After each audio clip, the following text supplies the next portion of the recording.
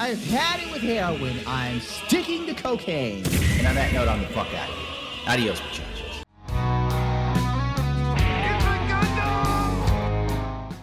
People brought this to my attention, and I honestly sat on this literally for a day. It's like I don't want to watch it because I'm 100% sure there'll be some dumb shit in here. And there'll be a ton of people going, this is great. This is exactly what I wanted from Bethesda and Fallout. Well, I'll be damned. Bethesda edited this overnight. Before, you had to sit and wait 37 minutes for this damn broadcast to start, but Bethesda edited it. So let's watch it together and see how much I can take.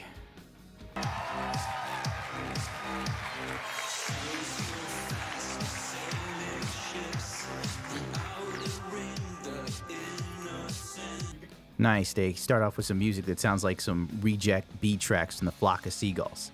If you don't know who they are, they wrote this hit. And I run so far away. Oof. What's up, QuakeCon? Welcome to the Fallout 76 panel. You guys excited? I see some really cool cosplayers over there. Welcome. Is that a mole on that dude's ear, or does he have a dermal? He takes note to show you that there are cosplayers there. Cosplayers. They're in two groups at this point. People who have a passion for costuming, maybe three. People who do costuming because they think it'll make them famous, like Amaranth. And three, people who do cosplay because they love a franchise so fucking much they can't see anything wrong with it. Sort of like a guy who's in love with a woman that continuously cheats on him over and over and over again. Everybody else knows it. Everybody else sees it. But this dumb motherfucker will swear up and down to your face that it's not true. You know, literally a dude could call his girlfriend's number and say, I had fun fucking last night. And then like, who's this? I'm her boyfriend. You know, hangs up and goes, oh, must have been a prank caller. These guys are jealous of my relationship with Stacy. Yeah. All right, ready to get started? I'm Gary Steinman. Oh, somebody loves you, Todd. You should all put your masks on. Do what Todd Howard says and put on your fucking stupid mask. All right, hold on. It only cost us 1 cent to make, but you paid $5 for it. Put on your mask. We're going to send this to fucking Pete Hines so we can have a laugh at how much money we made off of you dumb bastards. Love it. That's awesome. Did someone call Todd Howard daddy? By the way, the look of disgust on Todd Howard's face when that guy called him daddy was great. So I'm Gary Steinman, and for the next hour, I'll be chatting with a team from Bethesda Game Studios, picking your brains about Fallout 76, getting the answers to lots of questions we gathered from a lot of you guys in the community, the tough questions that they've been dying to hear answers for. The questions that we made sure to vet completely of anything that could bring us under any sort of scrutiny. But before we jump in, I'd love to play the official trailer for Fallout 76, the one we debuted at E3 2 months ago, because honestly, I could watch that trailer again and again and again. So why don't we all watch it together again right now? Gary! How about we fucking don't? I'm so sick of that Fallout trailer, dude. I'm almost as sick of the Fallout 76 trailer like I'm sick of the goddamn Dovahkiin theme. You know? Oh my god. Dovahkiin. I hate it so much, I even hated the black kid who sang Chocolate Rain because he had a 5-second comeback when he covered Dovahkiin. I wanted to hit him in the head with a fucking plank. I bet when I die and go to hell, Satan will be singing Dovahkiin. That's when I know I'm fucked.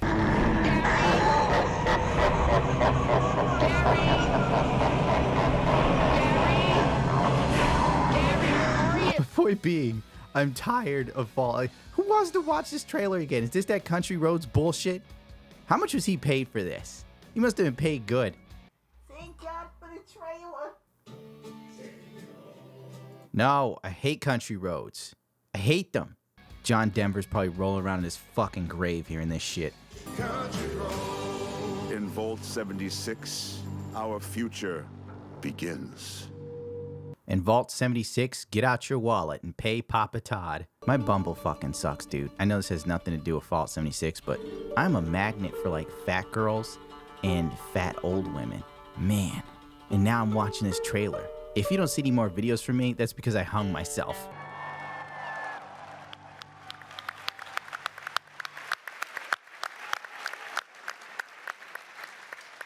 It doesn't get old. No, it doesn't. I mean, Everyone started clapping. Seriously, I got goosebumps. Yeah. It's like a was religious awesome. experience, like a communal experience, hearing people, watching some of you sing along to the song. It's amazing. Yeah. Stuck in our heads forever. Oh my God, is this like a fucking cult or something? The cult of Todd Howard? So let's get started. I'd like to introduce the team here, starting with Development Director Chris Meyer, Project Leader Jeff Gardner,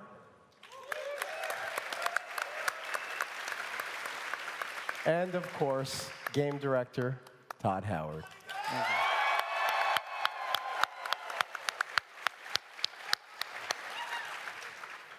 So, And Gary. well, I introduced myself. Well, I'm Gary. Gary.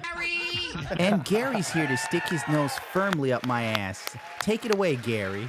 I promise tough questions, and they'll come, but let's start with an easy one, or what should be an easy one. Todd, what exactly is Fallout 76? That's a good question. It's a cash grab of epic proportions, Gary.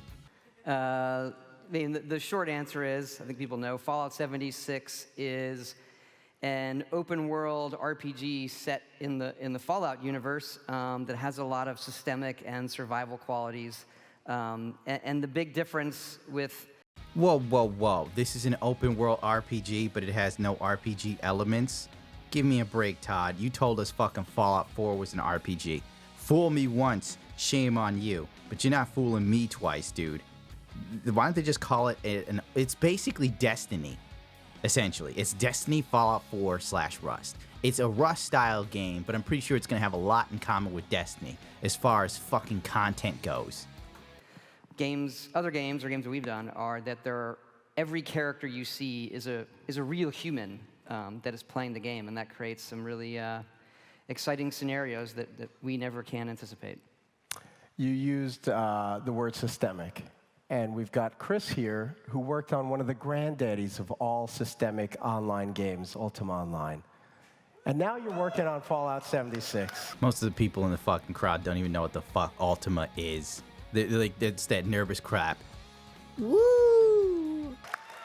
Tell us about your journey to work on this game, but also your excitement, your experience, and what you're bringing to Fallout 76 in terms of that kind of systemic online game. I see systemic is the new buzzword. Is it similar here? Do you have quests? Do you have activities? What goes on? You have quests, tons of systemic activities. I mean, it's very similar to the Fallout you know and love. The major difference is obviously, as you've heard, it's online. And there's a lot of tension created with other characters. Are they friendly? Are they foes? We really dug into the survival elements and the crafting elements of the game, the workshop and camp elements.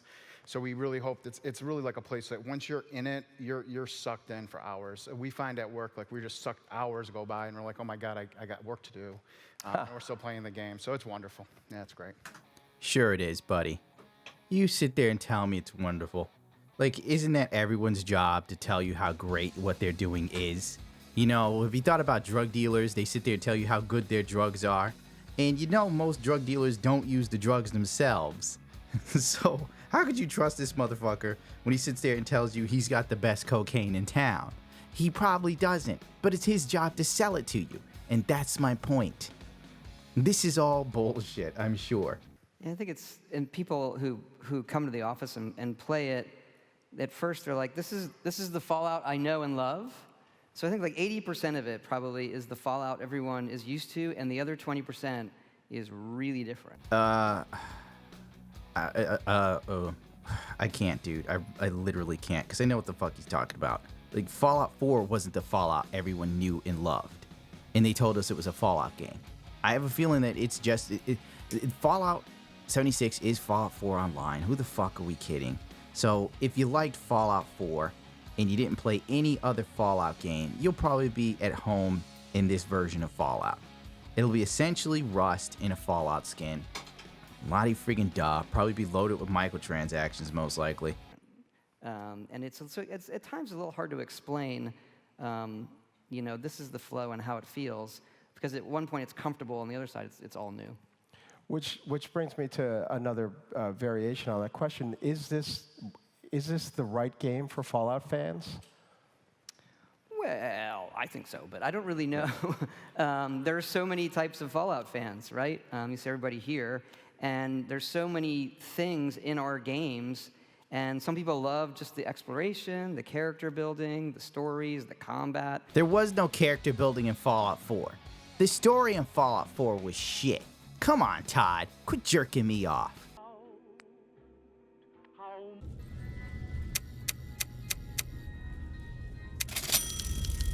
Surprised anybody'd want to tangle with you. Heck, you could go Deathclaw hunting with a switch.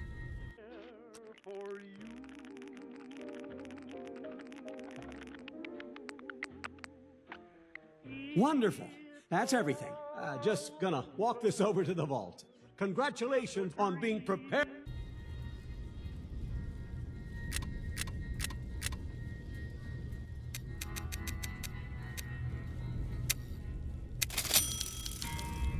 That's some serious atrophy, even for someone who's been in bed a while.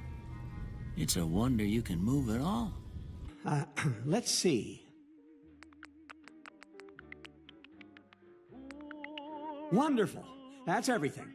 Just gonna walk this over to the vault.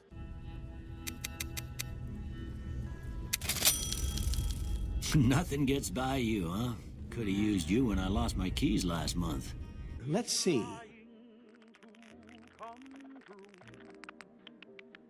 Wonderful. That's everything. Just gonna...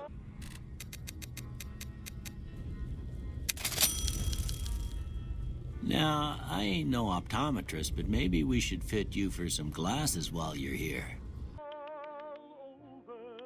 Wonderful. That's everything. Just gonna walk the...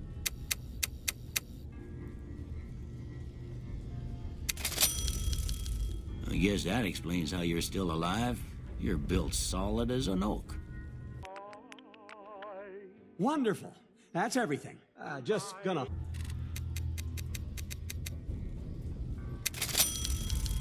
I just don't get it.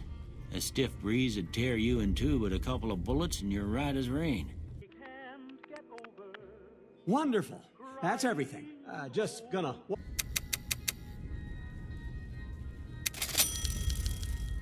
Good to see them bullets didn't affect your charm none. Wonderful. That's everything. Huh. Must be some frontal lobe damage. Well, we know your vitals are good. You know, like, oh, we got the people here, yeah, you're hardcore fans that don't care what the fuck you do. They're gonna sit there and say, oh, Fallout 4 is great. It's the... Fallout 4 cured my brother of lupus.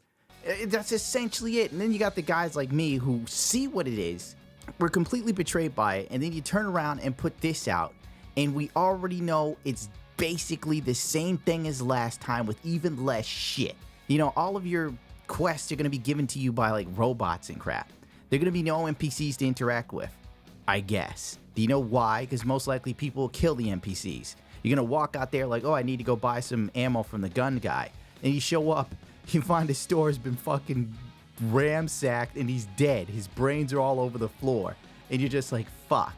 But then if he respawns, I guess it'd be immersion breaking. Like, how would they make this world? You know what it's going to be. I mean, when I think about it, if they did something like Final Fantasy XIV, it'd be livable. Like if there were like hub cities, you know what I'm saying? Like Diamond City, but not gay.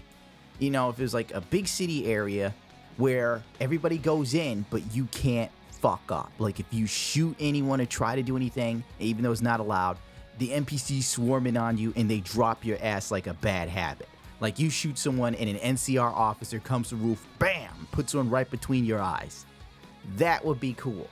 You know, so that way you have some place to go, interact with people, find out who's a shithead and who's not, a place to drink. Imagine if there was like a bar system, you know, and there was like NPCs that performed, or they had like a spot where players could perform or something. You know, I know I'm thinking way too big here. I'm getting like Chris Roberts, but with fucking Fallout. And then when you leave the city, there'll be like a sort of neutral zone where it's monitored by like NPCs, like I said, Diamond City with their police group or whatever. And once you go outside the range of jurisdiction, that's where shit could hit the fan. You know, that could be cool. That could be interesting. But then again, you probably have raiders hanging out right outside the like safe zone area trying to raid people. So I guess I see the issues there. But even though that seems like a greater prospect than you and your buddies wander around, look for loot, try and build a camp, see enemy players, hope they're not douchebags, get into a few firefights, repeat, repeat, repeat. It'll just basically be Rust.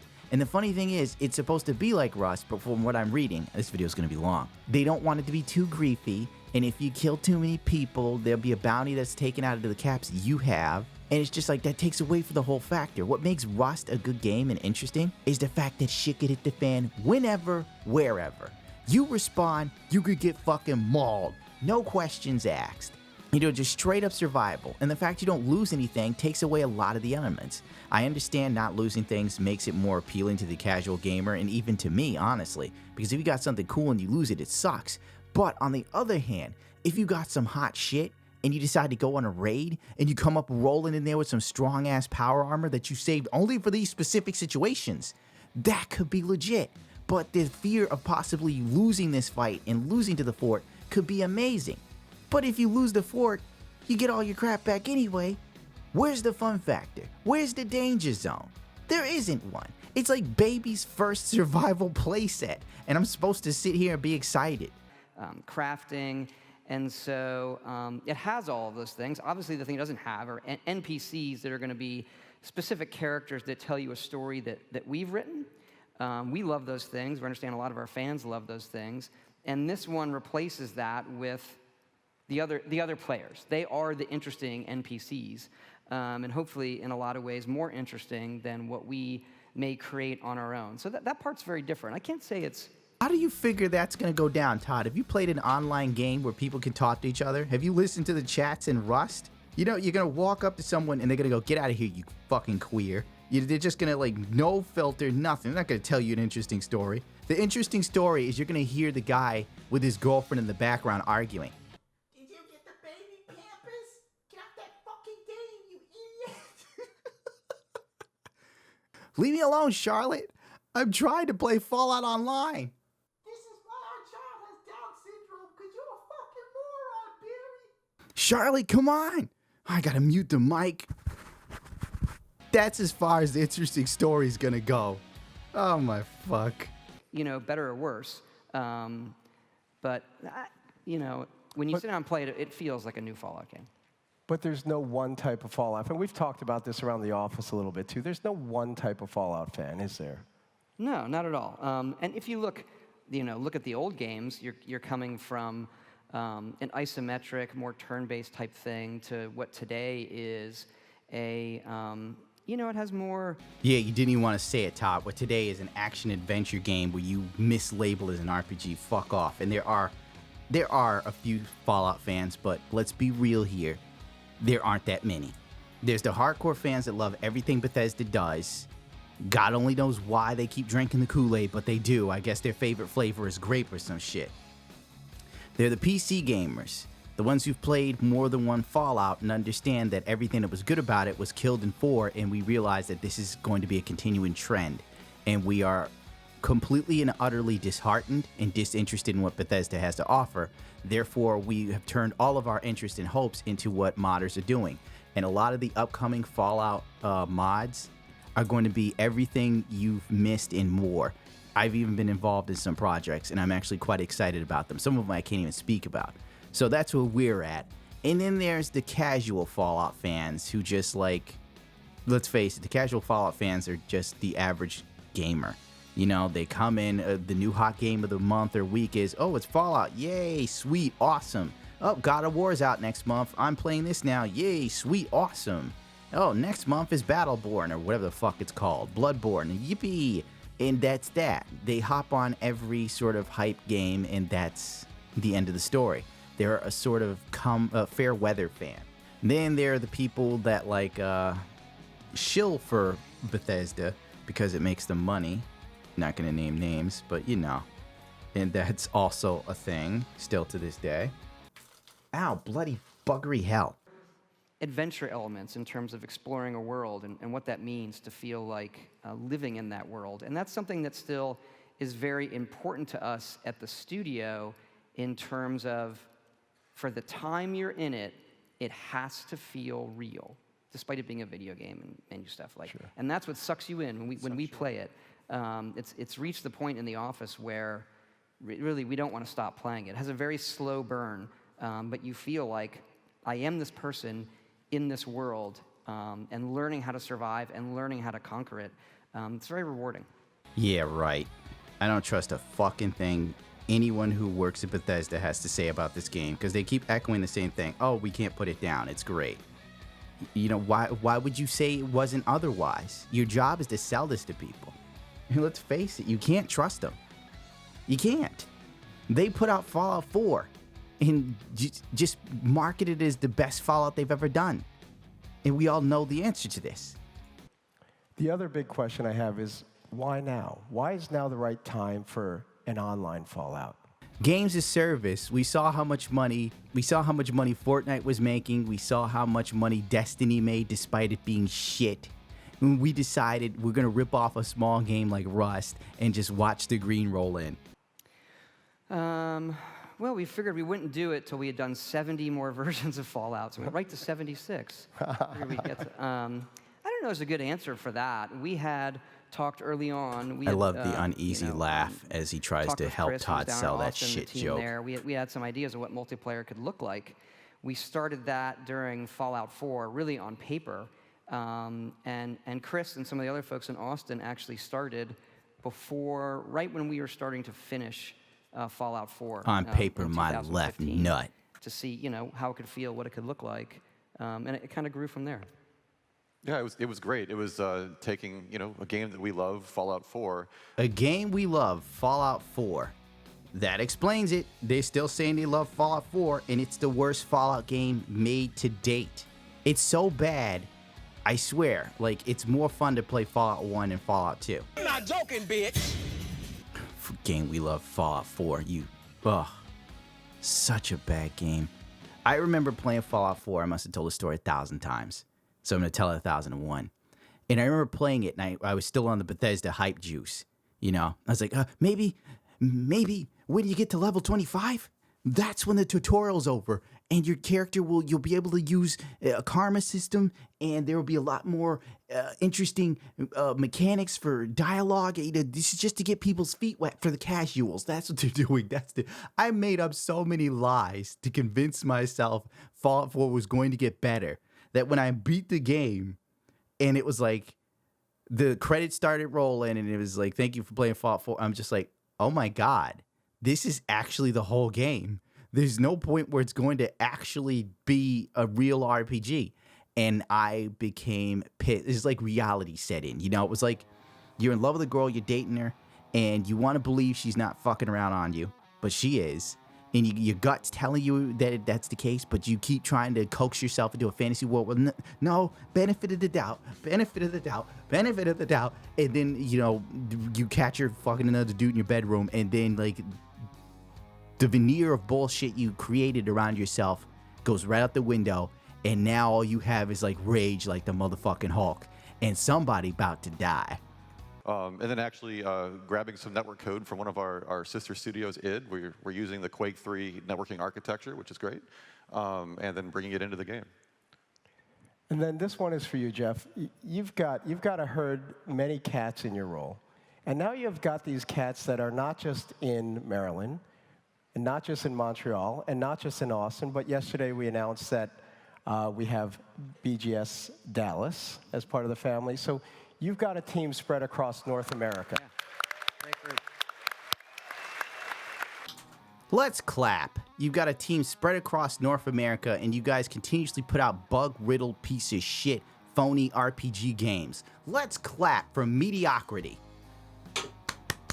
Praise God for mediocrity. If Bethesda was in any other business, they would have gone out of business by now. If Bethesda made cars, they would have gone out of business. It would have been over. The Bethesda car is being recalled today because the tires just fall right off in the middle of taking a corner. And then Todd Howard comes out like, I read on the internet that our games have had a few bugs. I did. I read it on the internet, so it's true. And that sometimes it doesn't just work. Yes, bitch, you do have bugs. Don't you try to be facetious with me, thinking you funny. Motherfucker, your game is nothing but bugs. And people just excuse it. If Bethesda built houses, they'd be out of business. Imagine if Bethesda was an electric company. If you think of Bethesda as anything other than making shitty games, it's a scary thought. Imagine if Bethesda made guns. You pull the trigger and the bullet would explode back into your fucking chest. Clear physicist.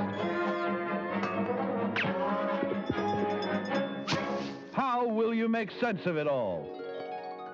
Simple. Turn to your official Vault-Tec training materials. With these powerful tools in hand, you'll learn to make the most of your natural abilities and better understand what makes... So instead of picking a class, like any other online MMO, you will have cards you can switch on the fly? Radiation, your DNA has become more interesting. See here? You've now gained the unique abilities of a marsupial in exchange for a mild neurological impairment. So one card gives you ability to jump around like Hop Rocks from Fortnite. Okay. Game that's really, really cool. The photo mode allows you to change your field of view, zoom in, zoom out, you'll see all the filters that are coming up. You can do this both here when you take your badge, it's like a training tutorial for it, and then you can do it anytime you want out in the wild with your friends, with dead enemies, with alive enemies. We have also added this to our load screen system. There's not a lot of loads in our game, but when you fast travel, there's a little one. And so any of the pictures you've taken there will pop up like a random deck along with our curated photos. This came out of a game jam. We do these game jams in the middle of projects to see what new features we want to try to add in, and this was one of our favorite ones. Yeah, it turned out really, really great.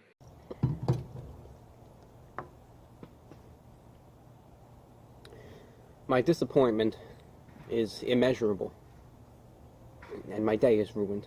Whoopee, photo mode, because every game needs photo mode. I never use this shit, but I guess the casual person would.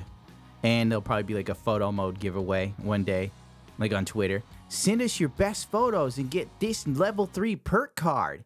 Oh my God, Todd Howard, thank you. And fun for socially shareable stuff too, even offline. You Share it, could kind of with your friends. Share it with your friends, post it on Instagram, give us free promotion. And the first thing you do when you level up is pick a special that you want to increase. If you played previous Fallouts, we have all the 7 specials.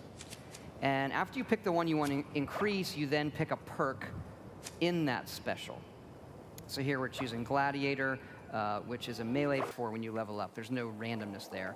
And here's what it looks like with a character that's further along. We've upped the cap for each special to 15 from 10.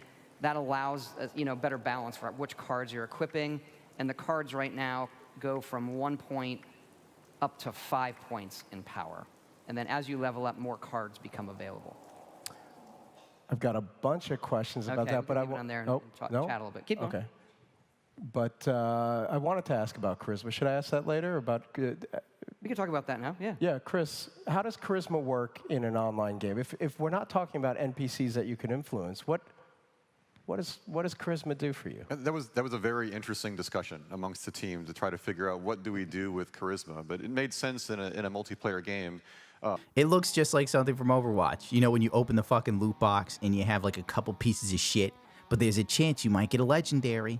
Everyone who's seen the card packs immediately thinks microtransactions, me included. Now, Pete Hines has rushed out to assure everyone that the Fallout 4 card packs and perks will not be microtransactions and you can only get them through leveling up in the game. But remember, this is the same man who said that the paid mods on the Creation Club aren't paid mods, but they're mini DLCs, but not DLC. It remains to be seen what exactly will happen with these perk cards, but people are wary to say the least. And then I have another question. Who gets to write the jokes in the gum wrappers?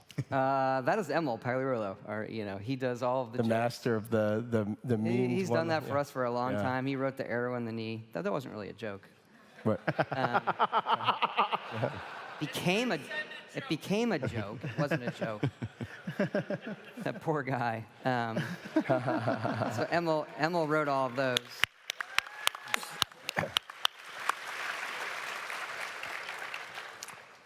Let's clap for Emil for writing a really shitty game and changing the dialogue system to be really, really simplified into a piece of shit that made Fallout 4 a shell of a Fallout game. Let's clap. That guy has really great ideas. You know what would have been a funny joke? If it said something like, "Hi, I'm Emil. I'm the reason why Fallout 4 was really shit. They paid me to do this." There's a joke. So let's switch gears. I want to get to some of the questions that we've gathered up from the community. I'm going to call this the thunder round. Usually we do a lightning round, but we've got a half hour here. We're going to take our time. We're going to thunder through some really tough questions that we gathered up from the community. Let's start with the big one, the beta. Now, you guys want to play, am I right? Yeah! Why can't you let them play any sooner, Todd?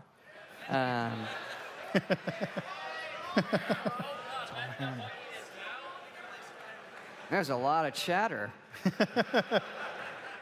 I'll pack up my stuff. Look, we want everybody to play it as soon as possible. We're playing it now. There's a lot we have to do, right? There's things that we know we need to change and fix before we get it in everybody's hands. And the other thing is, even though people are going to start playing the beta in October, this is a game that we're going to be constantly updating. So everybody's feedback is really, really important to us. The beta for us, this is an all-new thing, right? So we need to stress test a lot of systems. And that's why we called it the Break It Early test application. Yeah, they just want to get rid of the game-breaking bugs. That's the thing. Because it's going to break. Oh, you're going to break it. We're pretty sure of that. And get ready. And so it's really, we need to make sure we're ready for everybody comes in, it all crashes the first moment. See, I make it sound fun, right? It's going to be really fun.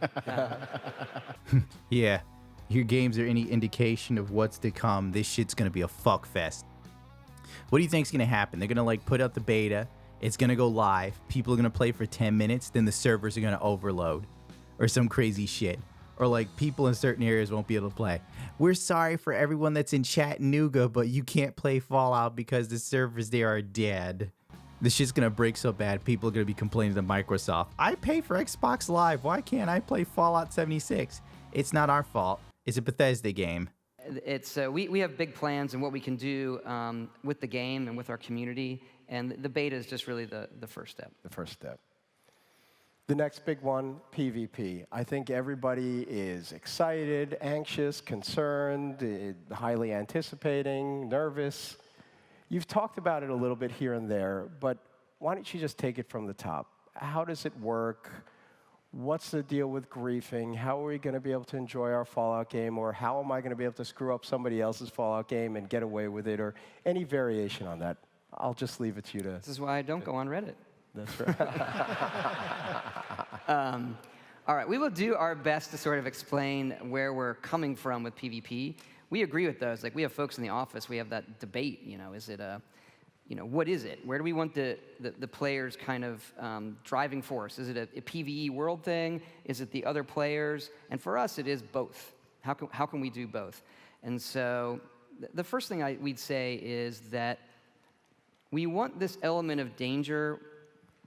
It sounds weird to say, without griefing, which is like, okay, those things are often in conflict.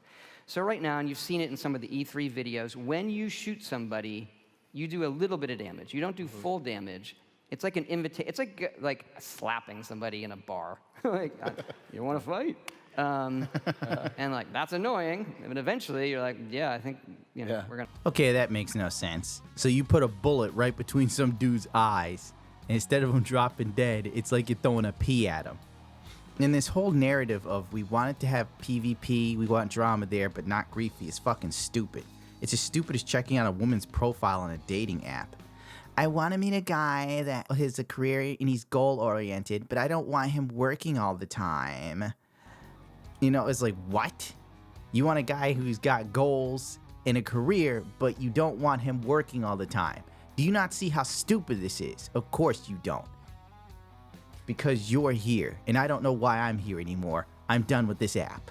And so you do little bits of damage. If you engage, then you're doing full damage. And there's a cap reward based on the player's level. So if the player's really high level, you're going to get more caps from them than if they're low level. If you want to after each one of them dies, you can seek revenge, which doubles the incentive. So if a guy kills you, and you're like, well, that was annoying. Then the game says, hey, if you want to seek revenge, I'm going to give you the double reward. It's like, okay, maybe I want to engage in that. And that's really, really fun. The issue is when you don't want to engage in it, right? Someone's coming up to you, and they're slapping you and slapping you and slapping you. And you're like, I really don't want to deal with this right now.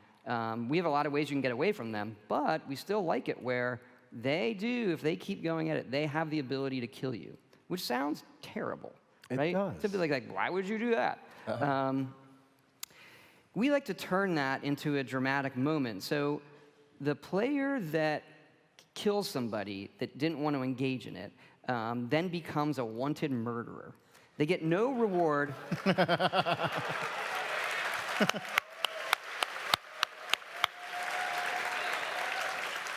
That's like the first applause of the panel. Yeah. Listen to everybody cheering about this. And you know what's sad?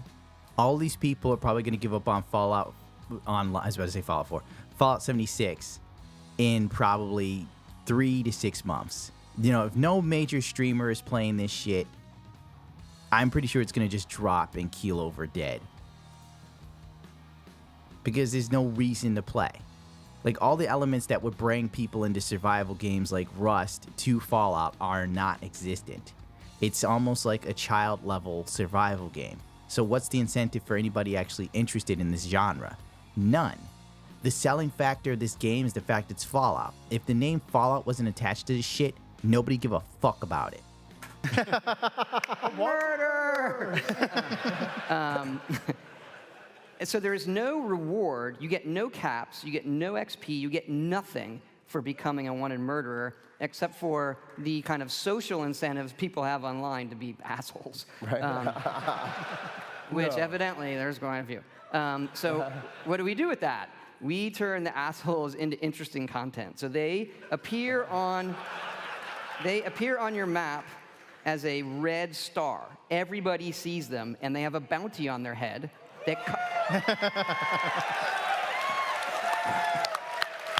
And that bounty comes out of their own caps. Oh.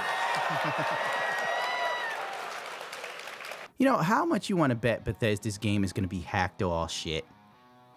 I mean, if Grand Theft Auto 5 Online has that issue, if Fortnite even has hackers, and Epic's on top of that shit with patches on the regular, and Epic's patches because they're actually decent, unlike fucking Bethesda's, how much you want to bet is going to be just a pure train wreck at some point?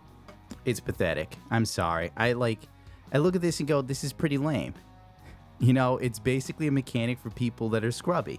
It is. What the fuck is the incentive of this game?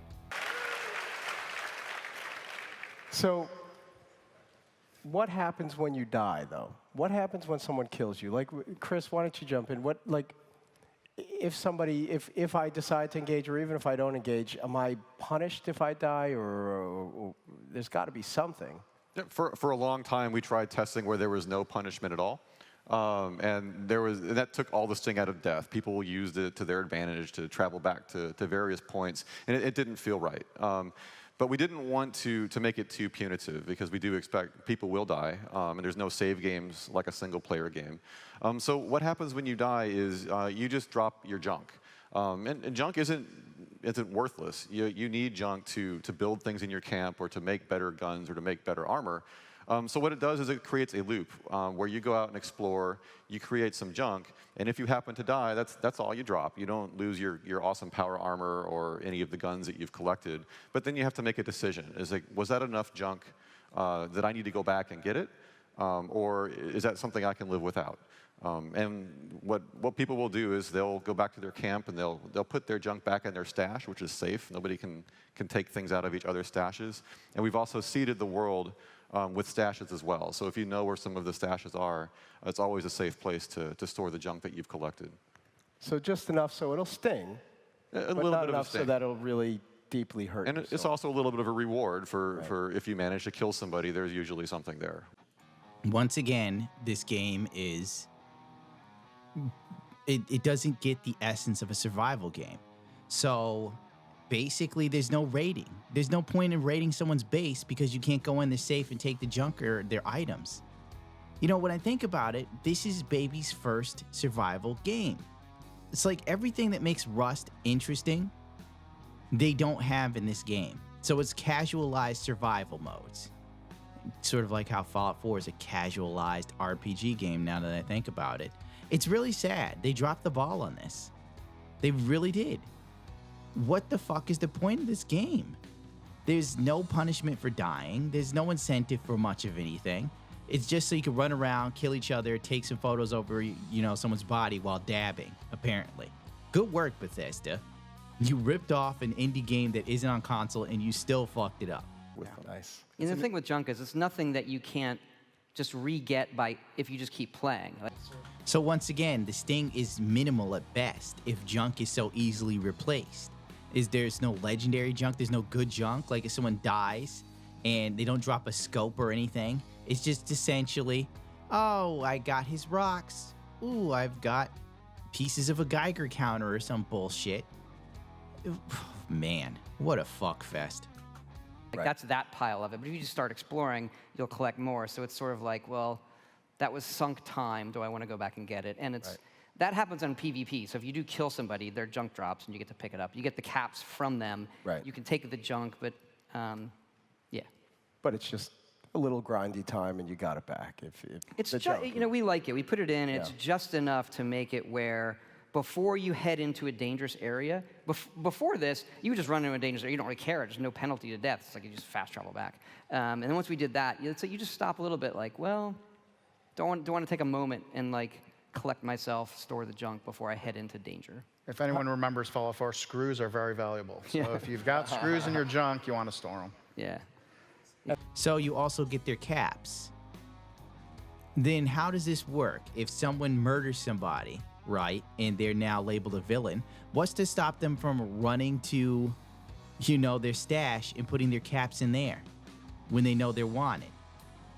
Remember, for people who have more questions on PvP and can already see some exploits that might not be fun, we do allow you to ignore and block players too.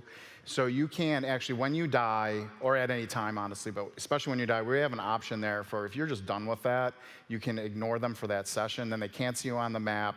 They won't be able to still mess with you generally unless they can find you. But this is a very big game. It's very hard to find people unless you know exactly where they are. You can fast travel easily. We also are entering a pacifist flag, so your bullets won't do that slap to people. So you don't have to worry about, I'm fighting something, some idiot jumped in front of my bullets and tried to get me in PvP. We're allowing you to turn that off too. People were abusing that in the studio. So essentially, if someone just owns you too many times, you can block them and set them to ignore. That sounds like a survival game. In our games. And then, so if you take a power curve from like low damage to high damage, in PvP we normalize it, okay? So just a knife is gonna come up in damage and the really powerful things are gonna come down. So they feel right, but the death in PvP is quicker, and it works the same for armor. So if you play other multiplayer games, the guy in power armor with a minigun is obviously gonna be harder, right. But if you get the drop on him with a knife, it does kind of work. And it makes it more fun without it being, well, I have no chance whatsoever. Again, there's still a ramp there. It's just, normalized. Cool. What the fuck logic is that? Todd Howard essentially just said if you have a knife and you sneak up on Iron Man, you could do some real damage. Oh my God. What the fuck is this game? They should call it Fallout 76, the casual player survival game. That just sounds so stupid. It's like if I get the drop on a dude who's like a jiu-jitsu champion. Like I sneak up on him and I punch him in the back of the head, but I don't knock him out. That's really gonna do some serious damage and it'll even up the fight a bit. Nukes. And you get the caps, all right? So that's the other thing, is right. Why do I want to go try to kill a level 100 person in power armor when I'm low level? It's that my reward is gonna be way higher. Excuse me. Yeah. Nukes. Very cool. It's a little feature. But what happens when we're nuked? I mean, we know that things happen. We know that the area gets irradiated. Things are destroyed. There's higher level loot, higher level enemies. But let's say I have a camp in that area. What happens to my camp? How soon can I rebuild it? Chris, why don't you jump in? Yeah, well, first of all, nukes are very cool. All right, they're one of the coolest things that happen in the game. Yeah. But we don't want it to be overly burdensome to a player to lose all their stuff. So that we don't. When you nuke a camp, it does destroy the structures. But we've created something called a blueprint system, so that if you spend hours making a really cool house with lots of detail, you can blueprint that house. So it's very easy to replace it in the event that it gets destroyed by a nuke. It also makes it very easy to move your camp. So even if we're not talking about destruction. Once again, simplifying a mechanic. There's something similar in Rust, except there isn't. In the sense of, if you built a really cool base and you wanted to move, sucks to suck, you now have to build a new base and get it started before you move anything. All the time I used to play Rust with my clan, Zill and the rest, I remember moving from base to base. You'd had to pick an area where there weren't any enemy players. You had to watch out for like wolves and bears and whatnot. And you had to go as a group, moving your stuff together and being ready for a fight to happen. And sometimes it did. And that's what made Rust fucking interesting as a game, were those elements. It wasn't simplified. This whole game here just reeks of just mediocrity. In the sense of, it's like they take out everything that would make it interesting, to make it a grind, to to get rid of separate the wheat from the chaff or some bullshit. And they just got rid of it. Oh, your base is destroyed. Don't worry, you blueprinted it. Go to a new place, press your blueprint, your new house will be built instantly. Like, where is the incentive for anything? The pride in it. It's so casualized. It's super, super casual. I guess you're gonna need that stuff. You want to keep like the casuals happy. That way they won't mind spending money on microtransactions. I mean, that's what Fortnite does with its fan base. It keeps them happy, and that's why they're worth $8 billion now. You know what also sucks? The fact that you can just log off the game and your character disappears. How come like they would get rid of such a funny mechanic? Like, the best part of playing Rust and Ark was when someone went to sleep and they were an asshole, and then you go and kidnap them and put them in a cage. Oh man, those were the days. Now, that was fun stuff. On places like Reddit, what about private servers? That is definitely something that we are doing. We're committed to it. Modding for us, it's not just having a private server, it's being able to mod it. So mods for us have really been, once our games come out, that's what our hardcore players play. And they're still playing, Skyrim and Fallout 4, two of the still most popular games in the world, and a lot of people are playing mods. And so that is something that, given the online nature of it, is going to be very, very complicated, but we're committed to it, and we've been, starting to design what that system is going to look like. But it is, I would say this, it's a complicated problem, but one that we are 100% committed to solving. I assure you, if they do have private servers, there will not be mods outside the Creation Club. They can't allow it. I highly doubt they would, since now it's on, they're going to be like sex mods and whatnot. There's no way in hell Bethesda would be able to allow that to happen, simply because, could you imagine the news story that would come out? Game publisher Bethesda caught for having private servers that promoted sex trafficking and sex slave mods in games. This is horrible and proves that video gaming does lead to the moral degradation of the children. I'm done with this. I don't care to sit through the final remaining fluff pieces. I just don't. Bethesda's going down the drain, and we all know it. And anyone who isn't aware of it is blissfully ignorant, but the chickens are coming home to roost. Whether you want to believe it or not, especially when Bethesda blocks a man from reselling a copy of Evil Within 2. The end is nigh, and unfortunately it'll be long, painful, slow, and full of games of service and microtransactions. And I have to go. I think my puppy is eating shit.